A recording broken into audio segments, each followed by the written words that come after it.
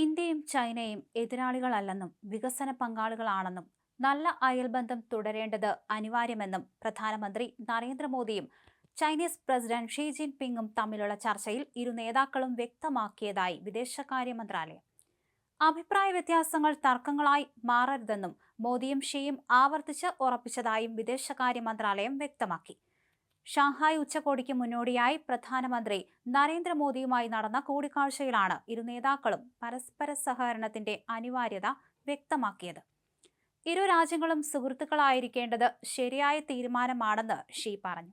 India China ബന്ധം ദീർഘകാലം നിലനിർത്തുമെന്ന നിർണായക തീരുമാനത്തിലാണ് കൂടിക്കാഴ്ച പിരിഞ്ഞത്. ഡിയാൻജിനിൽ നടന്ന ഷാങ്ഹായ് കോഓപ്പറേഷൻ ഓർഗനൈസേഷൻ നേതാക്കളുടെ ഉച്ചകോടിയോടനുബന്ധിച്ച് പ്രധാനമന്ത്രി നരേന്ദ്രമോദിയും ചൈനീസ് പ്രസിഡന്റും നടത്തിയ കൂടിക്കാഴ്ചയുടെ വിശദാംശങ്ങൾ വിദേശകാര്യ മന്ത്രാലയം പുറത്തുവിട്ടു.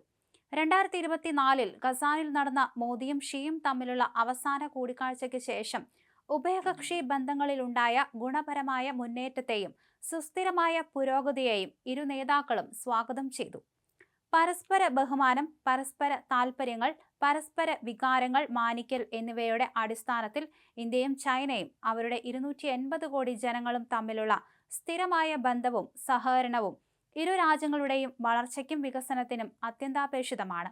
കൂടാതെ 21ാം നൂറ്റാണ്ടിന്റെ പ്രവണതകൾക്ക് അനുയോജ്യമായ ബഹുധ്രുവ ലോകത്തിനും ബഹുധ്രുവ ഏഷ്യയ്ക്കും ഇത് ആവശ്യമാണ്, പ്രസ്താവനയിൽ അറിയിച്ചു. ജനങ്ങളുടെ ക്ഷേമം മെച്ചപ്പെടുത്താനുള്ള ചരിത്രപരമായ ഉത്തരവാദിത്തം രണ്ടു രാജ്യങ്ങൾക്കുമുണ്ട്. തന്ത്രപരവും ദൂരവ്യാപകവുമായ വീക്ഷണത്തിലൂടെ ഇരു രാജ്യങ്ങളും പരസ്പരമുള്ള ബന്ധത്തെ സമീപിക്കണം. അതിലൂടെ സുസ്ഥിരവും ഉറച്ചതും സ്ഥിരതയുള്ളതുമായ മുന്നേറ്റം ഉഭയകക്ഷി ബന്ധത്തിൽ കൊണ്ടുവരാൻ സാധിക്കും.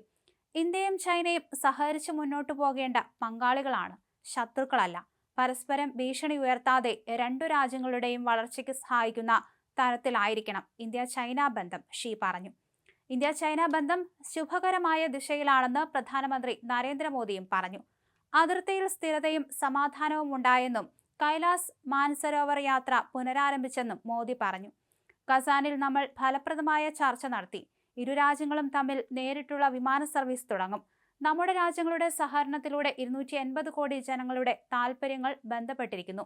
ഇത് മാനവരാശിക്ക് ആവശ്യമാണ്. ചർച്ചയുടെ ആമുഖമായി മോദി പറഞ്ഞു, പരസ്പര വിശ്വാസത്തിലും ബഹുമാനത്തിലും അധിഷ്ഠിതമായി ബന്ധം മുന്നോട്ട് കൊണ്ടുപോകാൻ നാം പ്രതിജ്ഞാബദ്ധരാണെന്നും ഉച്ചകോടിയിലേക്ക് ക്ഷണിച്ചതിനും ചർച്ചയ്ക്കും നന്ദിയെന്നും പ്രധാനമന്ത്രി കൂട്ടിച്ചേർത്തു. അതിർത്തി തർക്കം പരിഹരിക്കാനുള്ള സംഭാഷണവും ഇരു നേതാക്കളും തമ്മിലുണ്ടായെന്നാണ് വിവരം.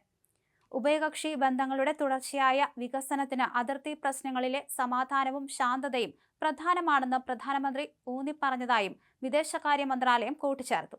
കഴിഞ്ഞ വർഷത്തെ വിജയകരമായ സൈനിക പിന്മാറ്റവും അതിനുശേഷം അതിർത്തി പ്രദേശങ്ങളിൽ സമാധാനവും ശാന്തതയും നിലനിർത്തുന്നതും ഇരു നേതാക്കളും സംതൃപ്തിയോടെ വിലയിരുത്തി. അതിർത്തി പ്രശ്നത്തിന് ന്യായവും യുക്തിസഹവും പരസ്പരം സ്വീകാര്യവുമായ ഒരു പരിഹാരത്തിന് ഇരു നേതാക്കളും പ്രതിബദ്ധത പ്രകടിപ്പിച്ചു. ഈ മാസം ആദ്യം നടന്ന ചർച്ചകളിൽ രണ്ട് പ്രത്യേക പ്രതിനിധികൾ എടുത്ത സുപ്രധാന തീരുമാനങ്ങളെ അംഗീകരിക്കുകയും അവരുടെ ശ്രമങ്ങൾക്ക് തുടർന്നും പിന്തുണ നൽകാൻ സമ്മതിക്കുകയും ചെയ്തതായും വിദേശകാര്യ മന്ത്രാലയം അറിയിച്ചു. കൈലാസ് മാനസരോവർ യാത്രയും ടൂറിസ്റ്റ് വിസയും പുനരാരംഭിച്ചതിന്റെ പശ്ചാത്തലത്തിൽ നേരിട്ടുള്ള വിമാന സർവീസുകളിലൂടെയും വിസ നടപടികൾ ലഘൂകരിക്കുന്നതിലൂടെയും ജനങ്ങൾ തമ്മിലുള്ള ബന്ധം ശക്തിപ്പെടുത്തേണ്ടതിന്റെ ആവശ്യകത ഇരു നേതാക്കളും ചൂണ്ടിക്കാണിച്ചു. ഇന്ത്യയും ചൈനയും തന്ത്രപരമായ സ്വയംഭരണാധികാരം പിന്തുടർന്നുവെന്നും തങ്ങളുടെ ബന്ധങ്ങളെ ഒരു മൂന്നാം രാജ്യത്തിന്റെ കണ്ണിലൂടെ കാണരുതെന്നും പ്രധാനമന്ത്രി ചൂണ്ടിക്കാണിച്ചതായി വിദേശകാര്യ മന്ത്രാലയം അറിയിക്കുകയും ചെയ്തു.